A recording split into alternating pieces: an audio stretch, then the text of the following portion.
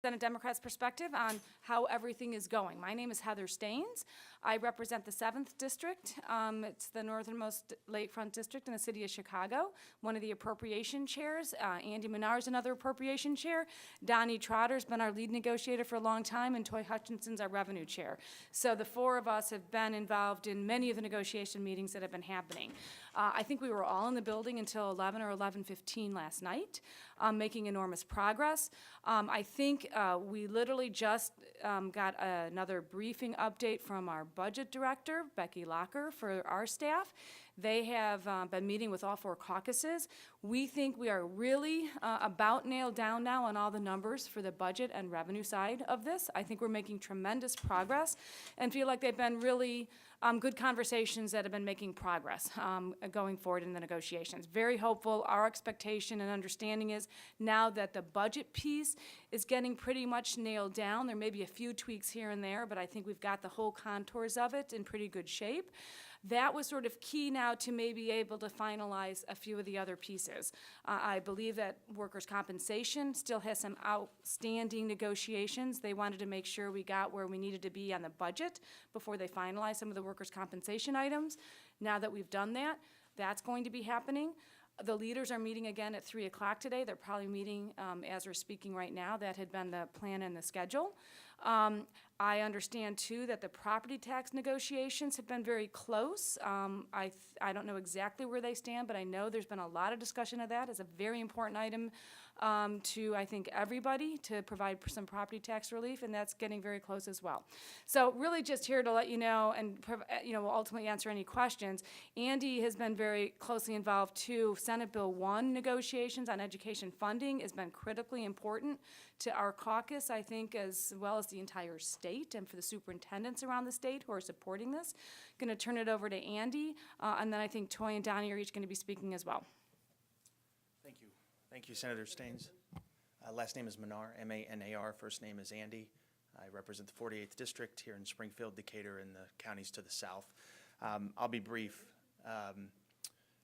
We spent a lot of time with our Republican colleagues from both the House and the Senate yesterday, hours and hours, sifting through important details of both the spending plan that was talked about and the revenue plan that was talked about. I can't express the progress that was made to you and how important that was yesterday when we left the building. Pretty late last night. I think I got home at about 1 in the morning. But nonetheless, I think we had a very productive day yesterday, and I think it's important that the legislature in both chambers don't go to a place of finger pointing at this moment.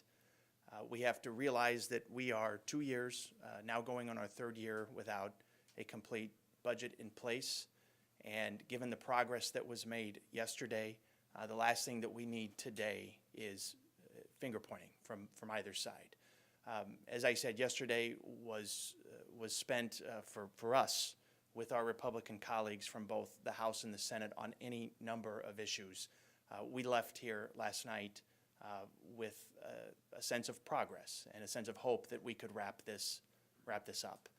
So again, I would just urge everyone in both chambers and both parties to just strive for slow and steady progress so that we can bring some finality to what has been a fiscal impasse that has gone on for far too long. With respect to Senate Bill 1, we are still looking through the details of proposals that have been given to us from our Republican colleagues in both the House and the Senate. We understand that that is a critical piece for not just them, but obviously for us. Both the Senate President and Speaker Madigan have said this is an absolute requirement for a budget agreement.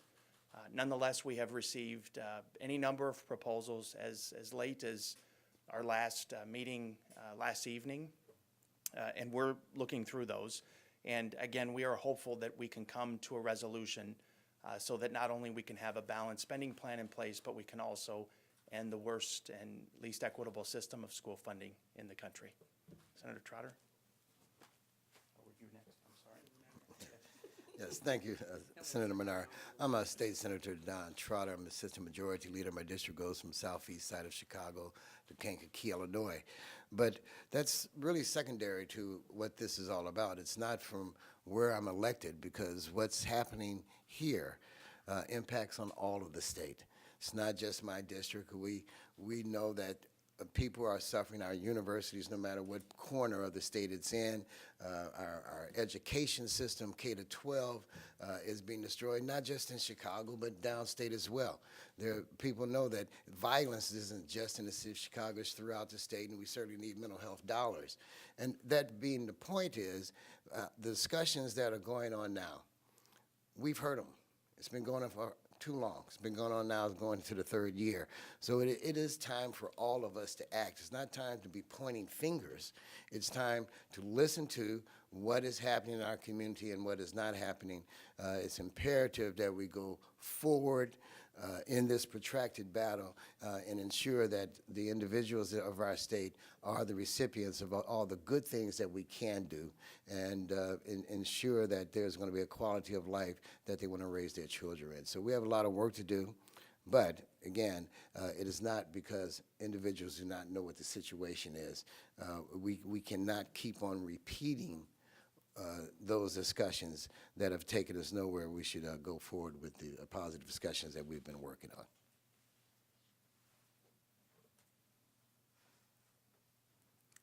So I'll go last because nobody wants to talk about what I want to talk about, which happens to be taxes. And you know, we can use the word revenue if you like. We can use the word taxes if we like. Anybody who believes that this situation is going to be handled without raising the required revenue for our core functions of government either hasn't been reading the news or just really doesn't care to have this thing be over. I don't quite understand that, but right now, if you are arguing for an austerity budget, that's what we're living with. And what we're living with is an imminent downgrading status and colleges getting ready to lose their accreditations and all the parade of horribles that we've been talking about. So today, you know, having been in the building again, we were here very late last night, and I think we all fully expected to come in hoping that this would be the day that it would be done. But the biggest thing that is politicized in this really is the revenue situation. And that is something that's going to have to happen with both parties' participation, period. There is no way around it. It's going to take all hands on deck, as many hands on deck as we can possibly get to get this handled. So I echo everything that my colleague said in that we're here, we're waiting, we're ready, and that we're continuing to work in good faith to get to the point where we can stabilize what's happening in the state of Illinois. I know there's not a single person in this building that doesn't go home and say, especially when we travel anywhere else, that I'm from the great state of Illinois. And we need to all remember that right now, because that's what's at stake. Not just my district, not just somebody else's district, not just my children, not just your children, not just my school district or just your school district. This is the state of Illinois. And it needs us to be better than we ever were. So we're really urging for cooler heads to prevail and for us not to devolve into what is exactly knocked us off course all this entire time when we make political arguments and not policy ones. And we make winning the gotcha game more important than saving the state. So we're here, and we're ready to end this. So we're just urging calm. Okay, so what happened? What happened? You leave the building last night at 11 o'clock. Things are going fairly well. You get home at 1 a.m. Doesn't take 2 hours to get home, I would point out, but. We had to debrief. Okay. Maybe I had to take a nap. What the heck happened today? All right, the Republicans were just here and they said Madigan's slamming on the brakes. Is it the speaker who's doing this? Is it the governor who's doing this? Is it both of them? What's going on? So, from my view, first of all, we in the Senate, as you know, we were ready to vote on the entire budget package back in January. We were ready to vote in March. We were ready to vote in May and did in May. It didn't get entire bipartisan. There has been a long time coming in us trying to get the Republicans entirely on board, negotiating and moving forward on an entire package. It, as we've all seen, has been an enormous challenge getting, trying to get the very disparate views on how we should solve this addressed in a way that everyone can put votes on all the parts of the package. It's just an enormous challenge, as we've seen. We in the Senate know that. We've experienced it. I believe we're actually getting there. And again, people have very different views and ideologies about how we should be moving the state forward. So trying to do this in a way where every single one of the caucuses is going to be sharing in the votes on every single one of these bills is just, quite frankly, an enormous challenge. And I actually do feel that we are have been knocking each of the items off the list and getting to the point where we're going to be able to get all 4 caucuses doing that. I think the vote we saw in the House on the appropriation side demonstrated that. They finally got joint participation. We hadn't had that yet on an appropriation. Now that went back to the drawing board and has been getting renegotiated. I believe we are now sort of nailing that down as of today. I do believe all 4 caucuses believe where we're at in that is at a good place.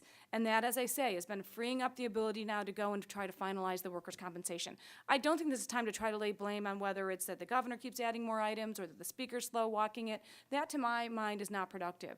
What I've actually been seeing, I don't think so. I don't. I think everybody knows how critically important. I believe that all of our colleagues, the majority, if not every single one of the colleagues that are sitting on the floor right now, want to solve the problem for the state. It's horrible what's happening across the state. We know how horrible it is. And I think everybody in those chambers, both Democrats, Republicans, right now are unified in wanting to get us to vote. I really honestly believe that and think that's going to be what's happening. But Senator, the bottom line is you're not sitting on the floor. And Madigan told everybody, just a second, Yep. Madigan told everybody today, you're not gonna vote on anything today, you're not gonna vote on anything tomorrow, and you guys aren't coming back till Monday. So, I mean, this doesn't sound like you're close. Well, I believe we are, and I believe that the leaders, because we don't actually have bills drafted yet to vote on. There's not actually bills drafted entirely yet to vote on. Literally just got the briefing right now on, finally, after we sort of got a conceptual agreement on the budget this morning, staff had to go back work. There were a few items that they needed to sort of get the numbers from Gombe and see exactly how things were working and get to an agreement. Heard just literally right as I was walking in here that that's happened. We think we can have things into bill form. That's what it takes to then get to an agreement. And those same kinds of conversations are still happening around all these other elements. As Senator Manar was talking about, Senate Bill 1, there's other items before the governor's willing to say he's going to move forward with Senate Bill 1. There's other items they brought to the table just this week that they want agreement on. They've been negotiating that. I believe they were making some real progress in getting to some agreement on that.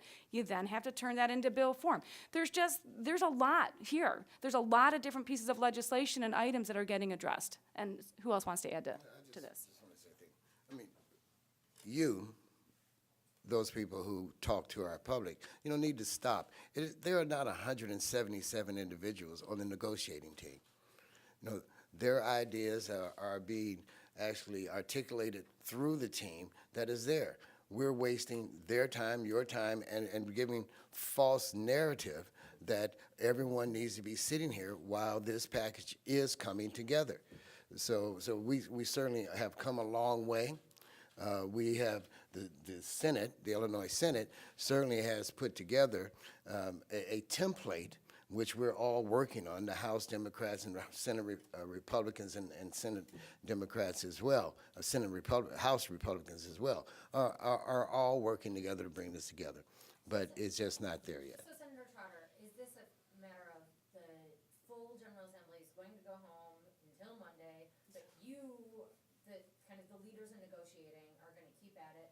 How many more meetings until we're there? And is there any fear that as the bills are being drafted, as you're making this, that because members aren't here, though, there won't be the pressure to get it done, or they'll come home, not enough people will come back? I mean, it just seems to leave a lot. I think that's why there's this this narrative after that we're all kind of on the floor that people are going to. Right, and again, I mean, that's part of it. The thing we are adults, and we also have lives as well. Yes, this is the career that we've chosen, and yes, we're speaking on behalf of the 13 million people that are in the state of Illinois. But at the same time,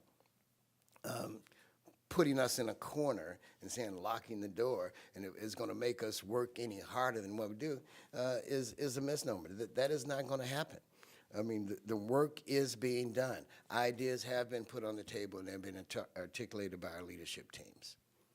Andy, can you talk about the three things that they brought up this week Sure. and where they are? On Senate Bill 1, Rich? Yeah. Sure. There were 6 things. 3 that deal specifically with the mechanics of our proposal, and 3 issues that don't affect what was passed by the General Assembly. So 3 things that deal with the proposal, the mechanics of our formula proposal was passed, 3 things that don't. So those were given to us in the past several days. We spent a lot of time yesterday going through the details of those proposals.